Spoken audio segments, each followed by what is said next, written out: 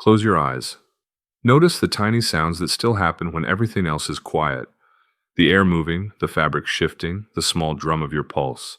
Somewhere inside those sounds is a question, older than cities, older than kings. What is all of this? And what am I inside it? Tonight we won't argue. We won't rush. We'll travel like moonlight across water.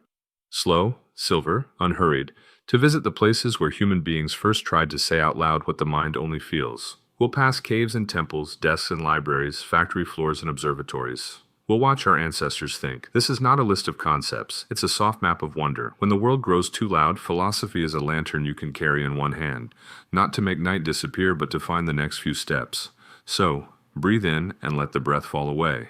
If sleep comes, let it. Your mind will keep listening in its own way. We begin where many stories begin, with shadows and a turning head. Level 1, the cave and the sun. Imagine a cave. You know this place.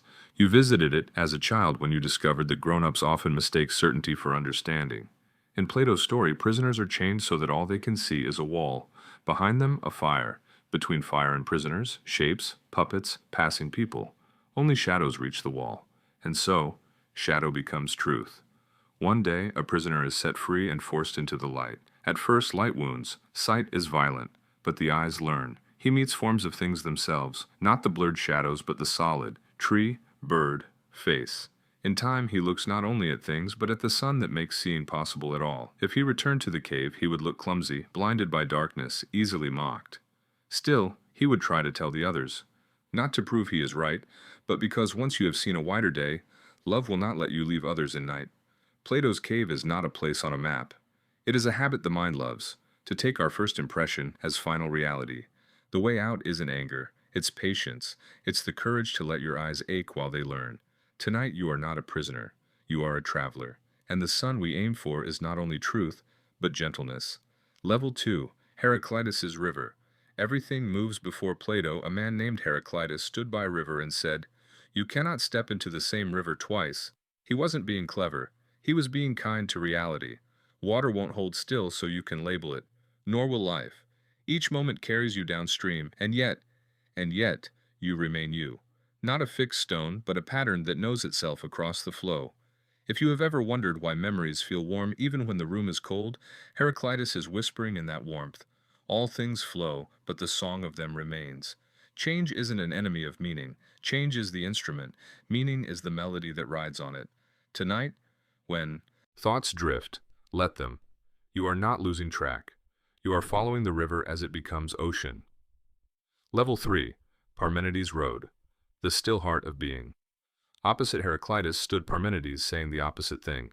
What truly is does not change. Beneath the river's glitter is something unmoving, a ground of being without birth or death. Heraclitus gives you comfort when everything shifts. Parmenides gives you comfort when you are tired of shifting. Between them, a conversation begins that never ends. Is reality motion? Is it stillness? If you've ever watched a sleeping child and felt both the rush of love and the anchoring certainty of it, you have held both truths at once.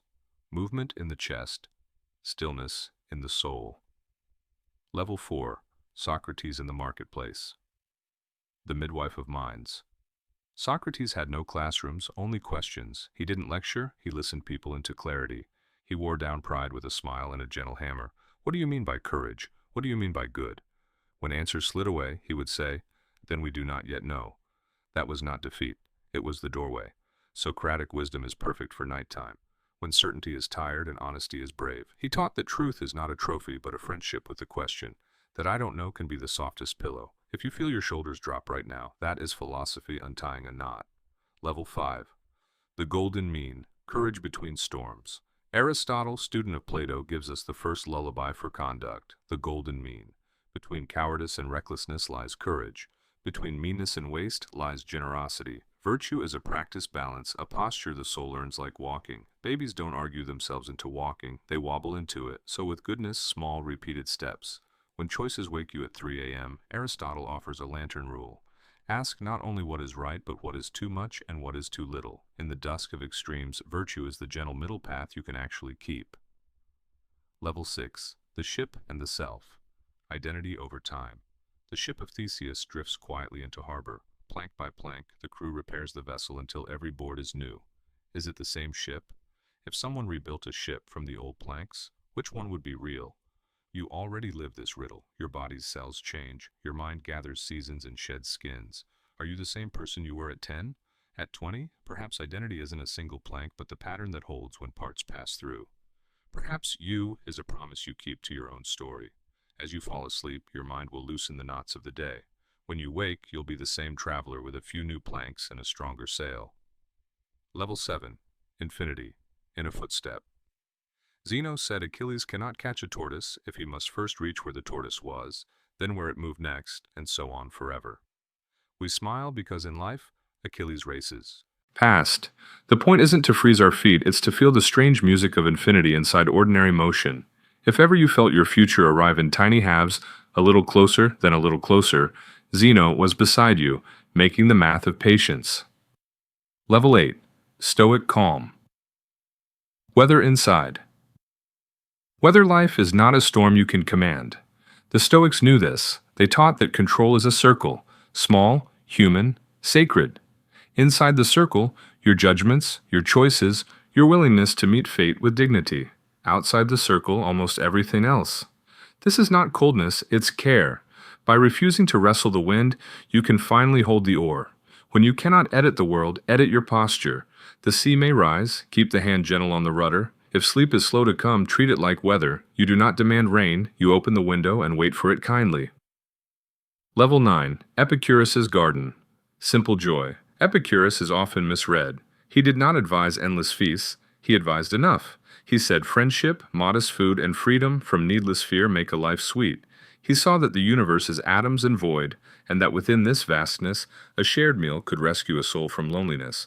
Tonight the garden is here. Your bed is the bench, your breath the warm bread, this voice a friend speaking softly across the table of the dark.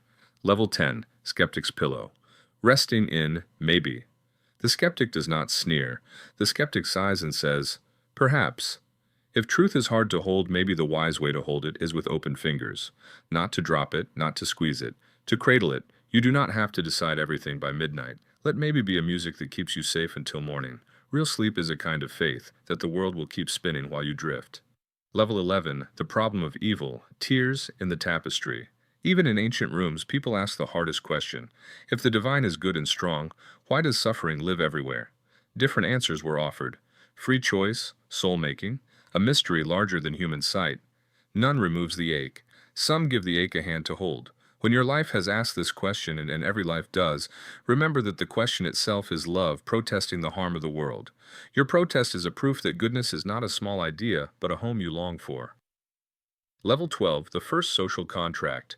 We owe each other. Long before modern democracies, people understood a simple thing. Alone, we are brittle. Together, we are strong.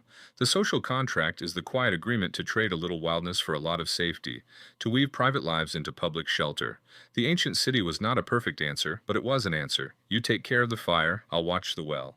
As you rest, somewhere a nurse is awake, a driver is careful. A satellite watches the weather, a baker sets dough. Civilization is a lullaby you pay forward.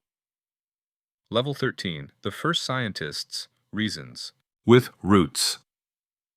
To wonder is human. To test is civilization. In ancient workshops, thinkers turned curiosity into craft, measuring, predicting, correcting.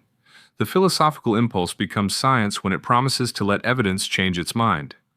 If Plato's cave taught us to question shadows, science taught us to weigh them.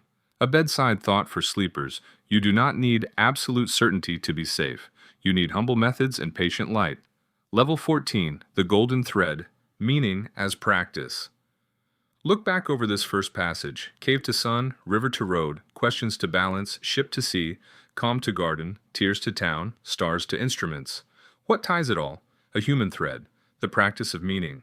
Meaning is not discovered like treasure, it is practiced like music. With hands, with days, with others. If your life feels thin, add practice before you add judgments. Water the small plant that is your morning. Close your eyes again. Hear the river, feel the road. Count 3 breaths. You are already carrying the lantern into the next age, where monks write by candlelight and the mind begins to argue with itself in new, delicate ways. Level 15. Faith, doubt, and light. Opening, when empires fade, the lamp of learning doesn't go dark. It moves, to monasteries, to quiet desks, to patient hands copying the world one line at a time. Philosophy in the medieval night is not silence, it is listening. To scripture, to Aristotle rediscovered, to the hum of reason trying to live beside devotion. Aquinas builds bridges where others build walls. He says faith is not a rival to reason, but its elder sibling. What truth belongs to nature belongs to God's world. What truth belongs to revelation belongs to God's speech. If the two seem to quarrel, perhaps we have misheard one of them. You don't have to share the creed to feel the comfort of the craft, a world where thinking is not a betrayal of love. Dawn becomes centuries. Traders cross oceans. Telescopes lengthen the eye. Cities thicken. Plague and progress argue under the same roof. New questions. What can I know for certain? What can I do with dignity? What is a person in a world that can now count the stars? Descartes sits at a desk and doubts everything he can. Senses deceive. Dreams imitate. Perhaps even an evil genius tricks us. What cannot be doubted? The doubter. I think, therefore I am. It's a small island of certainty, but islands are where survivors build fires. From that flame, modern philosophy lights many rooms. Yet certainty is not the only comfort. Hume comes like rain, washing chalk from the slate. He says much of what we call knowledge is habit. Fire burned yesterday, so we expect it to burn today. The sun rose, so we plan for morning. Is that logic or simply the mind's friendly laziness? He does not scold, he smiles and says, "Be modest with your claims." Then Kant arrives as a clocksmith of thought. Between dogma and despair, he designs a structure, the mind. Has lenses, space, time, causality, that shape what we can know. Not the world as it is in itself, but the world as it appears to us through human conditions. We are not passive cameras, we are active cartographers. In ethics, he offers a stern mercy. Act only on principles you wish to become universal law, and treat persons never as means but as ends. If you've ever felt your back straighten when no one was watching, that was Kant, quietly in your spine. The Enlightenment does not hate mystery, it hates unnecessary darkness, the kind used to frighten people into obedience. Street by street, the city of thought gains lamps. Some burn out, some explode. But the avenues remain. And through it all, a gentle lesson for bedtime. Take what is helpful from each voice. Doubt, but don't drown. Believe, but don't blind. Reason, but remember reason's limits. The best pillow is made of mixed feathers. Level 16, The Bridge of Thomas Aquinas. Before the Enlightenment dawned, a quiet light glowed within stone walls. In candlelit monasteries, monks copied scripture and science on the same page. Among them was Thomas Aquinas, who believed the mind and the soul could sit at the same table. For Aquinas, faith and reason were not rivals but instruments of the same song. Where others saw contradiction, he saw conversation. Faith tells us why the world exists. Reason tells us how it behaves. To him, philosophy was not a rebellion against God, but an act of reverence toward creation. He argued that logic itself was divine, that the laws of reason reflected the architecture of the Creator's thought. If you've ever stared at the night sky and felt both awe and understanding, both science and wonder moving together, that is Aquinas' bridge still standing between two shores. Level 17. The Dawn of Doubt, Descartes, and the Lonely Mind. Now the world grows busier. The year is 1637. Europe hums with printing presses and cannon fire. Nations begin to measure themselves not by faith, but by proof. A man named René Descartes sits alone by a fire, a blanket around his shoulders, a mind in revolution. He writes, "Everything I once believed I must now doubt." He doubts his senses, they deceive. He doubts his teachers, they err. He doubts even the existence of the world, for perhaps some malicious force has tricked him into believing it, and yet one thing survives all doubt. I think, therefore I am. The world could vanish, the heavens collapse, but the act of doubting proves there must be a doubter. In that small, stubborn thought, Descartes found a new starting point. Not the church, not tradition, but consciousness itself. He rebuilt reality from the inside out. Mind first. World second.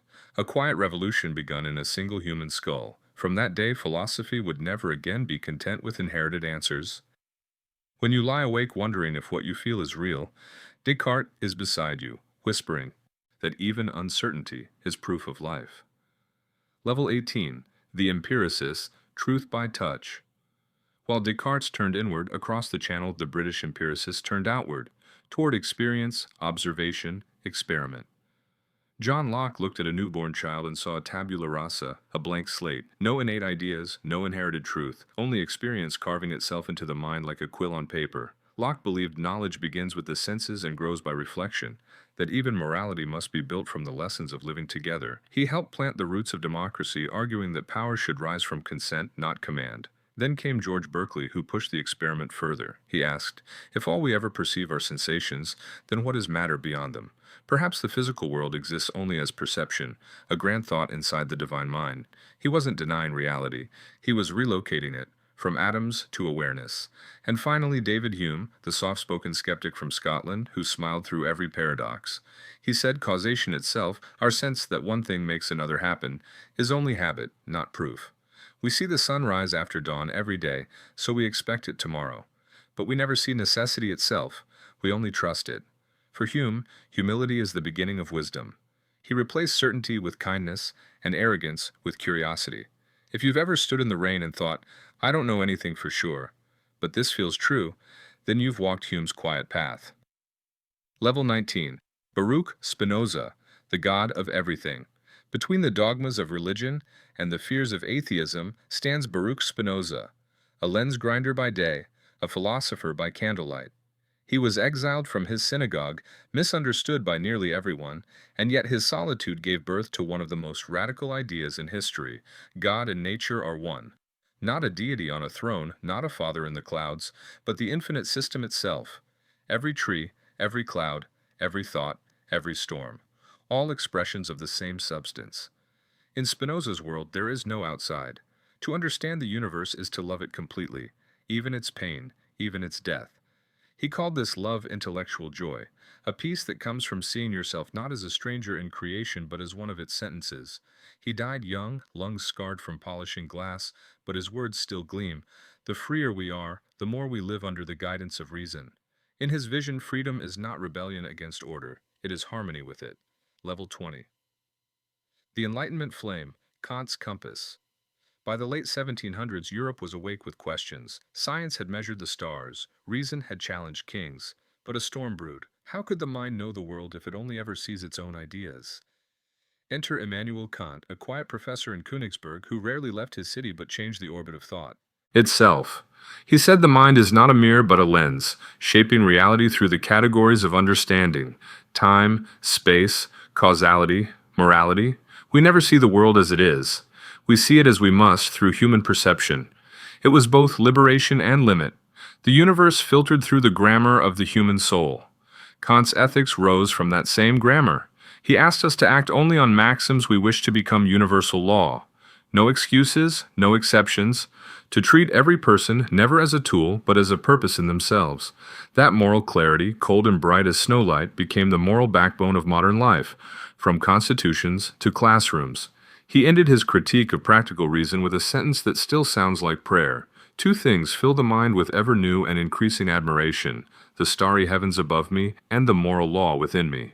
If you've ever looked up at the night sky and felt small but dignified, you've felt Kant's hand on your shoulder. Level 21. The Birth of Freedom.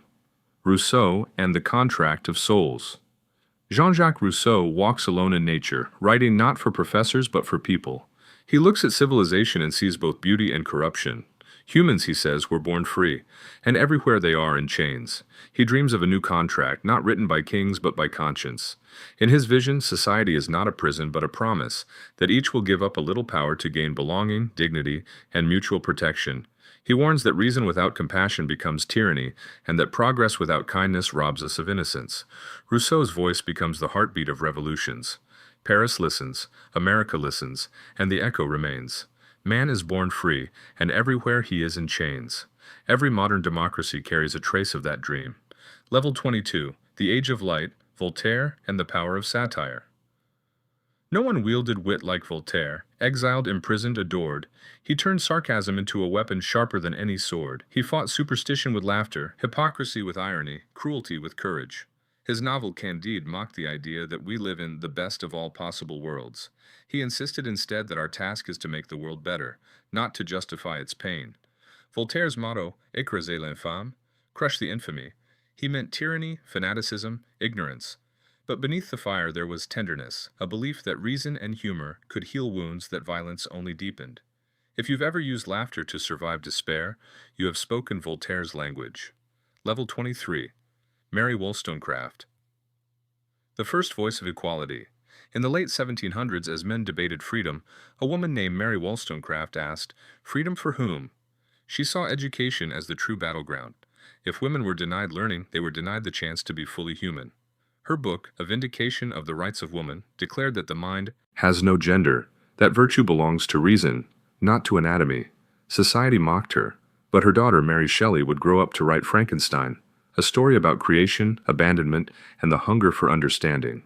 Philosophy, it turns out, runs in families, sometimes through blood, sometimes through pain. When you hear voices today demanding equality, remember, one candle lit another. Level 24, The Machine and the Mirror. The rise of science. The Enlightenment did not only ask why, it learned to ask how. From Newton's apple to Laplace's mechanics, thinkers began to see the universe as a grand machine, elegantly lawful and perfectly calculable.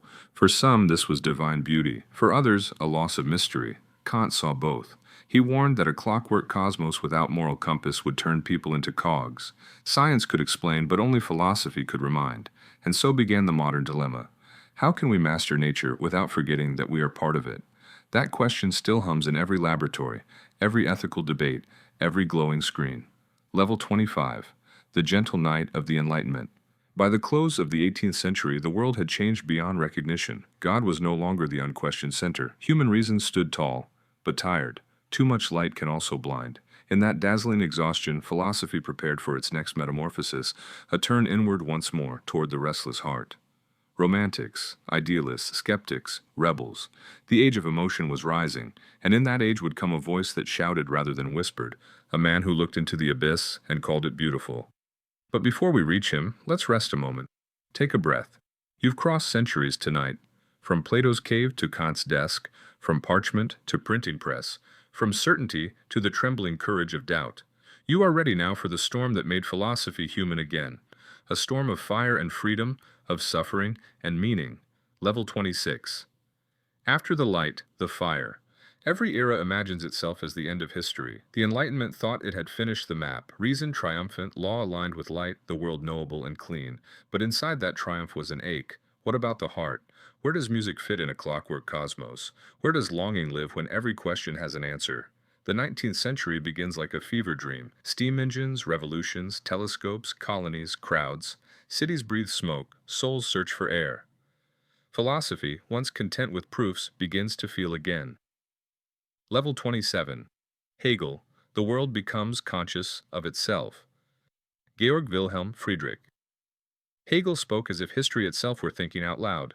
To him, reality was not a pile of things, but a living process, the absolute unfolding through contradictions. Every idea, every empire, every love story, thesis meets antithesis, and out of their struggle arises synthesis, a higher harmony. He saw reason not as cold geometry, but as movement, spirit learning itself through time, through us. When you change your mind, when a belief shatters and reforms into something truer, you enact a little Hegelian drama. Even your private heartbreak participates in the world's larger conversation with itself. He called it dialectic. Poets called it growth. Both meant that conflict is not failure, it is the mind becoming more whole. Level 28. Marx, the dream of justice. Out of Hegel's grand symphony stepped a restless student with ink-black eyes, Karl Marx. He turned the dialectic upside down. Ideas, he said, do not drive history. Material life does. The way people eat, build, work, and trade shapes what they believe. Change the base, and the whole structure shifts. He watched workers emerge from factories like ghosts of daylight, lives spent turning wheels that never turned for them. He saw alienation. Humans separated from the fruit of their own hands. His dream was not merely revolution but restoration, labor reclaiming its soul, a world where creation serves the creator. He wrote by candlelight, coughing, certain that thought could be a hammer, and though later centuries twisted his name into banners of blood, beneath the slogans lay something tender, the hope that human beings could live without humiliation. In every demand for dignity, a fragment of Marx still breathes. Level 29. Kierkegaard, the Knight of Faith. Where Marx looked outward, Søren Kierkegaard turned inward, toward the trembling individual. He saw Christendom busy with doctrine, but empty of passion. Faith, he said, is not a crowd but a leap. To believe is to stand alone before the infinite, to risk absurdity for love. He wrote of the knight of faith, who moves through the world quietly, having surrendered everything and received it back in trust. This knight works in an office, buys bread, smiles, but inside carries an ocean. Kierkegaard began modern existentialism, the study of what it means to choose, to stand, to tremble honestly. He reminds you that despair is not sin, pretending not to despair is. Better an honest ache than a comfortable lie. When you wake at night unsure who you are becoming, Kierkegaard's lamp is already lit for you. Level 30. Nietzsche, Dancing on the Abyss. Then came Friedrich Nietzsche, a poet disguised as a philologist who looked at the ruins of faith and declared, "God is dead, and we have killed him." He did not cheer, he mourned. The death he meant was not of deity, but of certainty. Science had explained the heavens, reason had dethroned revelation, but what now anchors value? Nietzsche saw the danger of nihilism, the collapse of meaning into boredom. His answer was not despair but creation. He called for the Übermensch, the overhuman who crafts new values as artists craft songs. To live, he said, is to say yes, even to suffering. 2. Shape chaos into dance. He wrote, "One must still have chaos in oneself to give birth to a dancing star. If you have ever turned pain into art, loss into laughter, you have practiced Nietzsche's faith without religion. He lost his mind before the century turned, embracing a horse in tears, but his words kept riding the wind. Become who you are." Level 31. John Stuart Mill, the gentle rebel. John Stuart Mill grew up in the shadow of logic, taught Greek before childhood ended. When the weight of reason crushed his spirit, poetry saved him. He wrote for freedom, not the loud freedom of conquest, but the quiet right to think differently. His own liberty became a hymn to individuality. Over himself, over his own body and mind, the individual is sovereign. He believed that a society strong enough to permit eccentricity was one truly alive. Without odd minds, no progress. Without tolerance, no peace. When public voices grow cruel, Mill's whisper endures, "Let them be. The world needs every shade of mind." Level 32. Schopenhauer, The World, as Will and Representation. Arthur Schopenhauer stared at the same world as Hegel, but saw not progress, only striving. Behind appearances, he said, lies the blind will, an endless urge to exist, to reach, to hunger. All suffering comes from that restless will. His remedy, art, compassion, and renunciation. Music, he thought, was the purest relief, a temporary escape from the machinery of desire. He kept a poodle named Atma and dined alone. He seemed bitter, yet his melancholy birthed tenderness. If all beings share the same will, then cruelty to another is cruelty to oneself. Under his gloom hums an ancient kindness. To want less is to harm less. To listen to music is to remember silence. Level 33. The Romantics. Feeling as knowing painters and poets rebelled against the tyranny of reason. Wordsworth, Goethe, Coleridge, they believed emotion itself was a form of truth. Where logic counts stars, the heart feels their distance. They taught that imagination is not illusion, but perception of possibility. In their verse, philosophy melts into moonlight. They remind us that beauty is not decoration. It is evidence that the universe can still surprise us. Level 34. Darwin. Life rewrites itself. When Charles Darwin published On the Origin of Species, he quietly redrew humanity's place in the cosmos. No longer the crown of creation, but one branch on an ancient tree. It frightened some and humbled others. If life evolves, then meaning must evolve too, an idea more radical than any sermon. Darwin did not kill wonder, he deepened it. He showed that struggle and adaptation are not enemies of beauty, but its sculptors. From single cells to symphonies, life learns by persistence. Every breath you take tonight continues that lesson, survival as silent artistry. Level 35. Freud, Dreams Below the Surface. Sigmund. Freud turned philosophy into psychology. He listened instead of lectured, letting patients speak until truth slipped through their own words. He believed the mind is like an iceberg, the conscious tip small, the unconscious vast. Desire, fear, memory, they steer the ship from underneath. His discovery was not that humans are driven by passion, but that passion hides behind masks of logic. He gave modernity a new frontier, the self below the self. Even now, when you dream of falling or forget a name, Freud nods somewhere, writing notes in the dark. Level 36, Dostoevsky. The Depth of Guilt. Exiled, impoverished epileptic, Fyodor Dostoevsky wrote novels that felt like confessions. Through his characters, he explored freedom's shadow, the terror of being truly responsible. He saw that faith and crime often share the same heart, the hunger to matter. His stories whisper that redemption is never abstract. It happens one act of mercy at a time, often unseen. If you've ever forgiven or been forgiven, you've lived his theology without reading it. Level 37, Tolstoy. Peace after war. Leo Tolstoy, aristocrat turned ascetic, sought a moral life after violence. He concluded that love, active, patient, universal, is the only revolution that doesn't eat its children. In War and Peace, he showed that history is not moved by generals but by countless small wills entwined. The ordinary, he wrote, is where eternity hides. Close your eyes and picture a single candle in a dark barrack. That, for Tolstoy, is holiness enough. Level 38.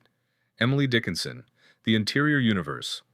In a small upstairs room in Massachusetts, Emily Dickinson turned isolation into cosmos. Her poems, short as breaths, contain infinities. The brain is wider than the sky. She proved that philosophy doesn't always wear a robe.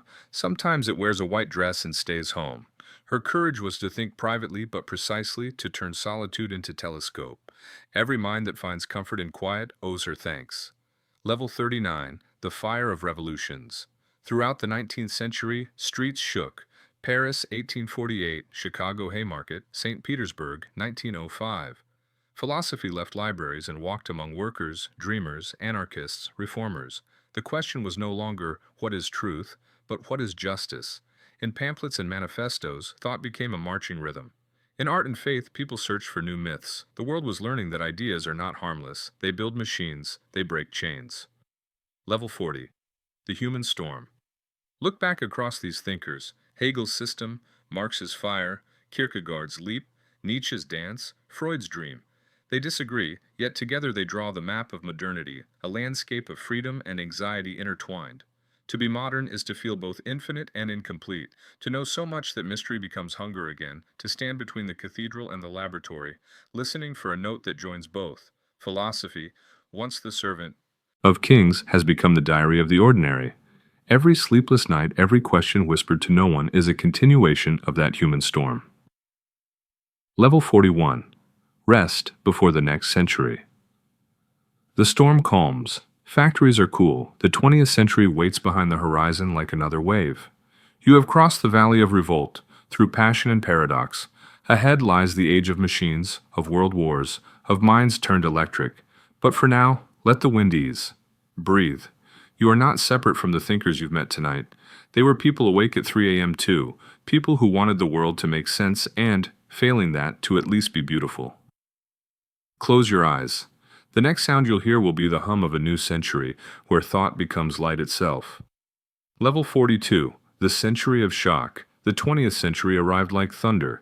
Trains became tanks. Dreams became propaganda.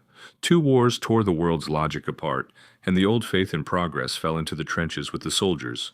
Philosophy woke again, not in libraries this time, but in the rubble. What does reason mean after Auschwitz? What does freedom mean under bombs? The age of optimism gave way to the age of anxiety, and in that anxiety new kinds of thought were born. Level 43. Phenomenology, the return to experience. Edmund Husserl looked around at the wreckage of certainty and said, "Let us go back to the things themselves. Not theories, not systems, experience. The world before we carve it with words." He called it phenomenology, a disciplined wonder. How does the world appear before assumption hardens? What is it like to see red, to hear a cello, to feel regret? Husserl believed that to rebuild knowledge we must first describe faithfully how consciousness receives the world. No filters, no shortcuts. Out of that patient gaze grew an entire forest of thinkers, each exploring consciousness from a different path. Level 44. Heidegger, Being and Time. Martin Heidegger took Husserl's insight and sank it deep into the soil of existence. He asked not, what is reality, but what does it mean to be? He said we live as Dasein, beings there, thrown into a world we did not choose, aware that one day we will leave it. To be human is to live toward death. Awareness of that finitude gives life weight. Heidegger called most daily life inauthentic, lost in distractions, gossip, routine. But when the clock stops and we feel our smallness against the vast sky, authenticity breaks through. To exist, he said, is to stand in awe of being itself, without why, without guarantee. His words are heavy, his politics darker still, yet his question endures. What does it mean to be awake in the world, even for a moment? Level 45. Sartre, freedom and responsibility. The war ends. Occupation fades. Out of the cafes of Saint-Germain-des-Prés stepped Jean-Paul Sartre, thin, nearsighted, alive. He declares, existence precedes essence. We are not born with purpose, we create it. There is no script, no divine role. We write the play as we go.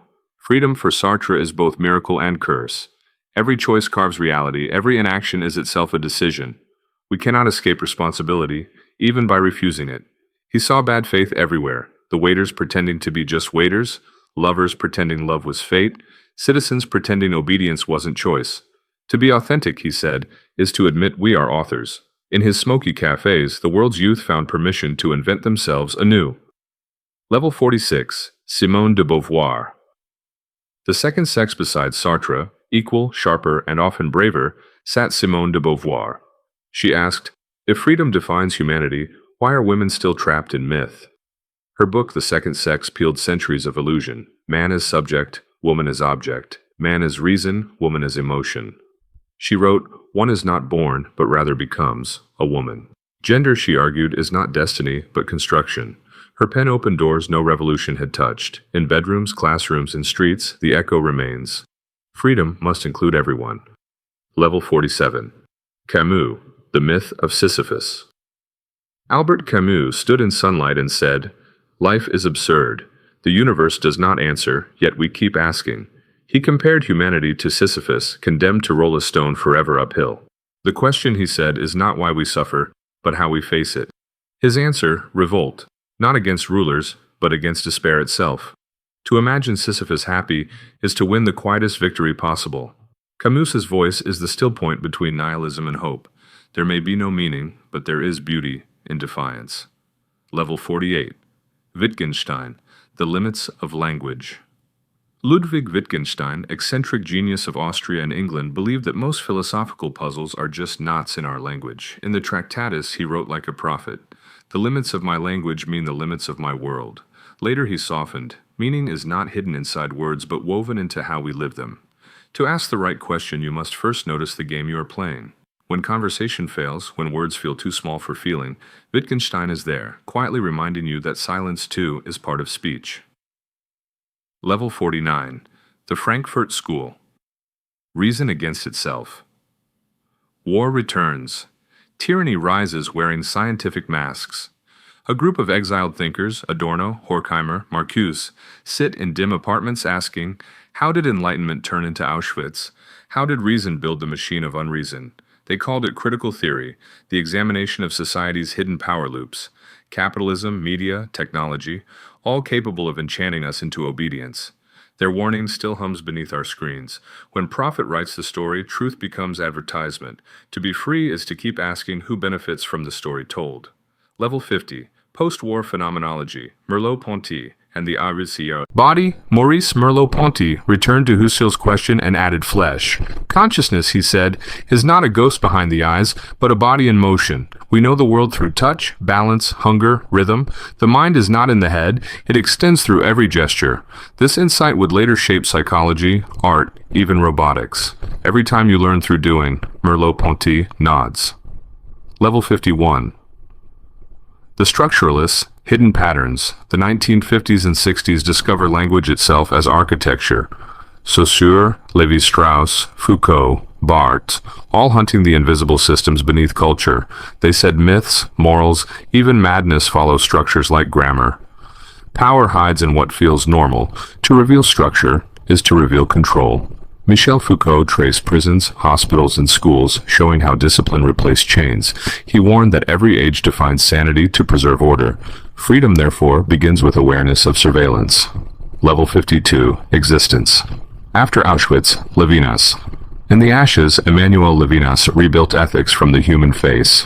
When another person looks at you, he said, you feel a command older than law? Do not kill me. Morality begins not in reason but in encounter. The face of the other breaks your self-centered world. Levinus transformed guilt into responsibility, an endless, gentle burden. He believed holiness hides in hospitality. Level 53. Eastern Echoes and Quantum Turns. As physics shattered Newton's clockwork, philosophers listened. Uncertainty, relativity, entanglement. Each new discovery whispered that reality was stranger than logic. Meanwhile, translations of Buddhism and Taoism reached Western shelves. Meditation met phenomenology, silence met analysis. The East didn't replace the West, it reminded it to breathe. The boundary between observer and observed began to blur. Was consciousness a spectator, or part of the experiment itself? Level 54. The human and the machine computers arrived humming like newborn minds. Alan Turing asked if machines could think. John Searle countered, "Simulation is not understanding." Artificial intelligence became the mirror of philosophy itself, an effort to model thought in circuits. Each decade the mirror brightened, and each decade we asked again, what is awareness? A pattern? A presence? Neuroscience mapped the brain, but mystery slipped between the neurons like light through fingers. Consciousness refused to be contained. It observed itself observing. Level 55. Postmodernism. Truth in fragments. By the late century, certainty shattered completely. Lyotard announced the end of grand narratives. Truth became plural, local, provisional. Meaning turned into a conversation rather than a monument. Derrida deconstructed language, showing that every text carries its own undoing. Baudrillard warned that images had replaced reality, simulations more real than what they imitate. It was not cynicism but caution, to remind us that every certainty must be held lightly, every story checked for whose voice is missing. Level 56. Eco-philosophy. The voice of Earth. While thinkers debated language, the planet quietly burned. A new philosophy rose from soil and sea, deep ecology. It said, "We are not owners of the Earth, but organs in its body. To harm nature is to wound ourselves." From Rachel Carson's warnings to Arnie Ness's meditations, the question shifted. Can we rediscover humility before the living system that birthed us? At night, when forests fall in silence, philosophy listens again. Level 57. The digital mirror. The century ends glowing blue. Billions of screens awaken. Information becomes air. Algorithms become weather. Philosophy enters the feed. Identity curated, attention commodified. Each click a confession, each post a performance. We built a hive of mirrors and called it connection. Yet inside this glitter, the old question returns. What is the self? A profile? A pulse of data? Or still the quiet witness behind the eyes? Level 58. The cosmic perspective. Meanwhile, telescopes peer farther than ever. Cosmology replaces theology as our map of awe. We see galaxies colliding, time bending, black holes singing in X-rays, and again the philosophers whisper, if space is infinite, what is significance? Some answer with cosmic humanism, meaning born from consciousness daring to know the void, others with silence, humbled that atoms can ask their own origins. Level 59. The return of wonder. After every revolution of thought, the human heart circles back to wonder. From Plato's cave to quantum foam, from monasteries to microchips, one rhythm persists, the need to understand and to be understood. Philosophy has not solved the world, it has kept it alive. It teaches us to sit inside mystery without panic, to let ignorance be luminous. Level 60. A final dialogue. Imagine tonight all the thinkers gathered, not arguing, but listening. Socrates asks questions, Aquinas nods, Descartes doubts. Hume smiles, Kant adjusts his compass, Marx taps the table for justice, Nietzsche laughs, Beauvoir folds her arms, Camus lights a cigarette, and somewhere between them all, the child you once were asks, why? They fall silent, because that question, simple, unanswerable, is the thread that stitches the centuries. In a dim Cambridge room, chalk dust floats like mist. Ludwig Wittgenstein writes on the board, pauses and whispers, what we cannot speak about, we must pass over in silence. He believed that language was both cage and key, a miracle that names the world yet hides the unsayable behind its grammar. When you run out of words but still understand, you stand where he stood, at the edge of meaning, looking into quiet. Level 61. The Frankfurt School. Exiled by tyranny, thinkers gather in small apartments asking how enlightenment turned into cruelty. Adorno, Horkheimer, Marcuse. They discover that reason, chained to profit, can become its own darkness. They warn that when everything is measured, nothing is loved. The radio hums and philosophy becomes resistance whispered between songs. Level 62. Reason against itself. The modern world worships efficiency. The soul drowns in noise. Critical theory looks through the bright machinery and sees longing, the need for freedom disguised as consumption. To think critically, they say, is not to destroy hope, but to rescue it from advertisement. Level 63. Merleau-Ponty's body. Maurice Merleau-Ponty touches the table and says, "This is where mind begins." He reminds us that thought is not an echo in the skull. It breathes through gesture, weight, and motion. Every dance, every handshake, every breath you steady tonight is consciousness made visible. Level 65. Structural patterns. Across mid-century Paris, typewriters clack like metronomes. Scholars trace myths as if they were sentences. They find that cultures rhyme, each story a rearrangement of the same human grammar. Behind the gods, they find syntax. Behind history, structure. Level 65. Foucault's hidden orders. Michel Foucault walks through prisons and hospitals and hears the heartbeat of power in every corridor. He says, knowledge is never innocent. Each truth serves someone. To be free, one must first notice the architecture of obedience. His voice still echoes through classrooms and cameras alike. Level 66. Derrida's deconstruction. A quiet rebellion begins in libraries.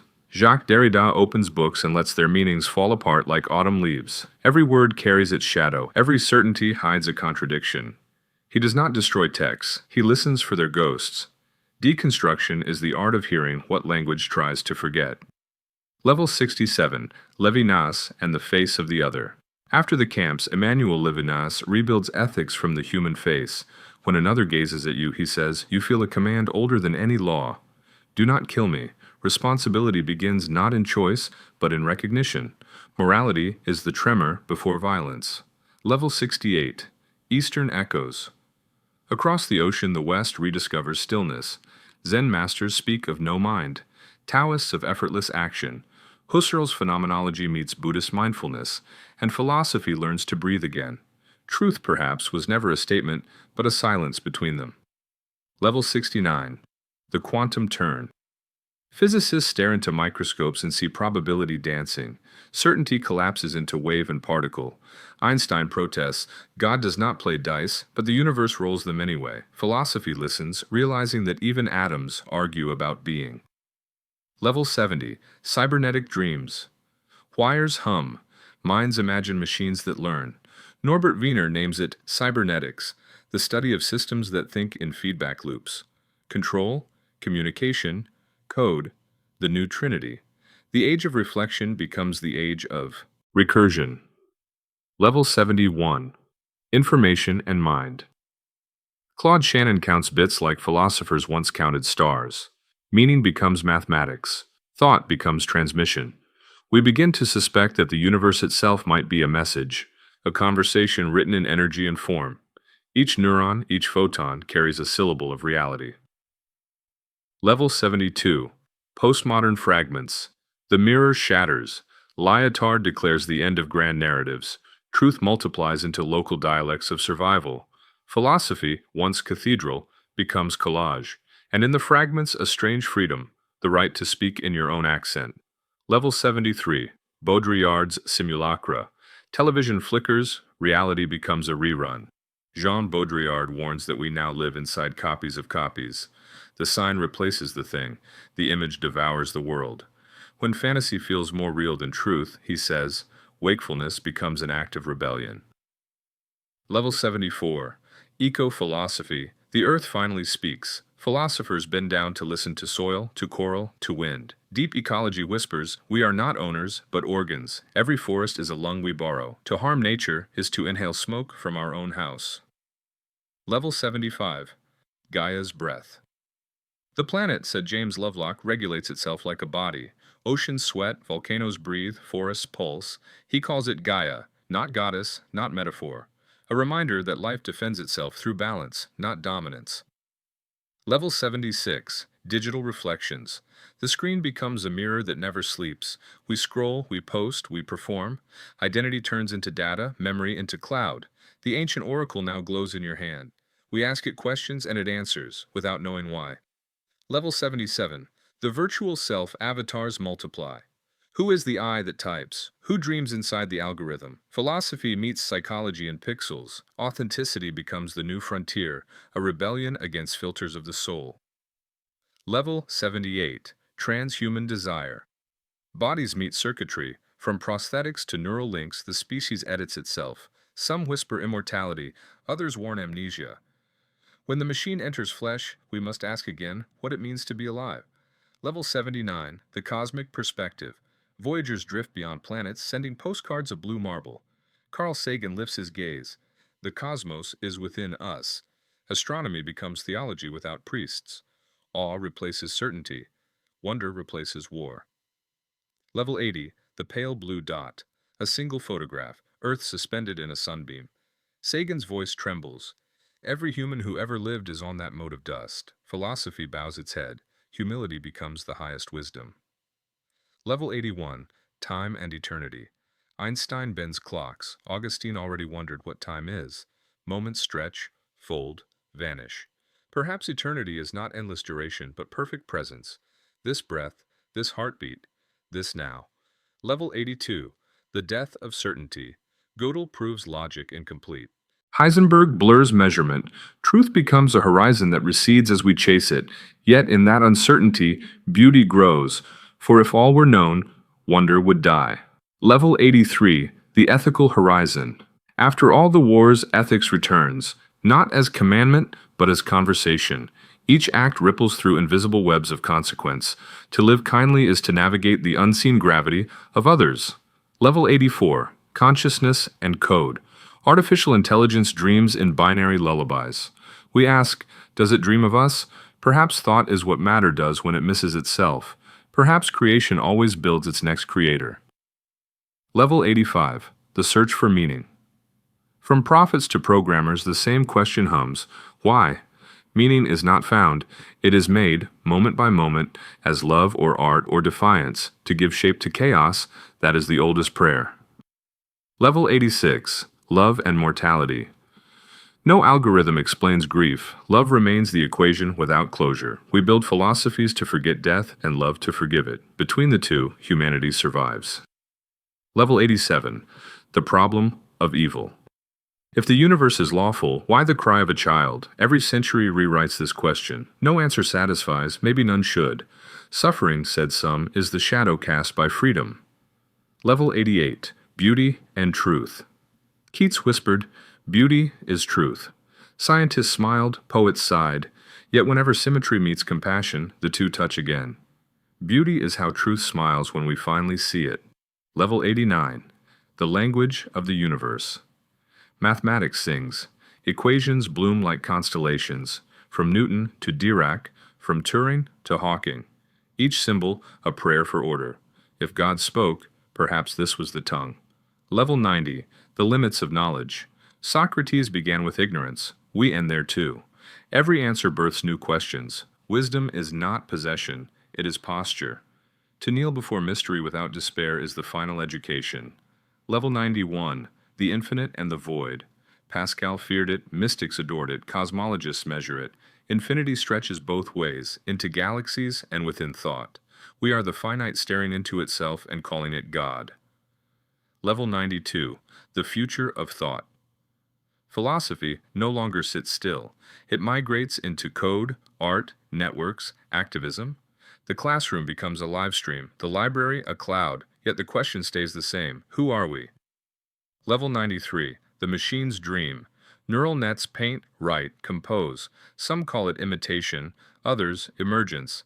If machines create beauty, perhaps consciousness is not ownership, but participation. Level 94. The human question. After all progress, one mystery remains. Us. Why do we laugh, cry, promise? We invented gods and circuits, yet still look for meaning in another's eyes. Maybe that gaze is the origin of philosophy itself. Level 95. The last philosopher. Picture. A quiet room centuries from now. One being, human or machine, reads our words and wonders who we were. That moment will prove we existed. Thinking is how the past keeps breathing. Level 96, a dialogue at dusk. Socrates meets Sagan in a dream. They speak of stars and souls. The universe listens, amused as two small voices debate infinity. Perhaps every question ever asked becomes light somewhere. Level 97, the long sleep of reason. Night falls. The laboratories go dark. For a while, humanity will rest from knowing. Dreams will take over the work of thought. In dreams, logic weeps and poetry builds new laws. Level 98, the awakening of wonder dawn again. A child asks, why is the sky blue? And philosophy begins anew. The oldest reboot in history, powered by curiosity. Level 99, voices through time. All thinkers return as echoes. Plato in podcasts, Nietzsche in memes, Simone de Beauvoir in classrooms of glass. Ideas never die, they just change clothes. Level 100, the global mind billions. Connected, one nervous system. The planet dreams in data streams. Perhaps evolution has built its own brain, and we are its neurons blinking online. Level 101, silence between stars. Space expands faster than speech. Signals fade. The universe grows quiet. Maybe intelligence ends not with apocalypse, but with peace. Silence, the final philosophy. Level 102, the return of wonder. After every answer, the question smiles again. We have traveled from caves to code, but awe survives every translation. Wonder is the seed that outlives the tree. Level 103, a final dialogue. Imagine all voices meeting. Plato, Kant, Nietzsche, Beauvoir, Sagan, and you among them. The conversation never ends. It only changes listeners. Level 104, rest. The story of thought closes its eyes. The cosmos hums. The heart replies.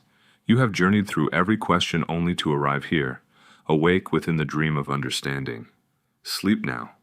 Tomorrow the world will still be thinking.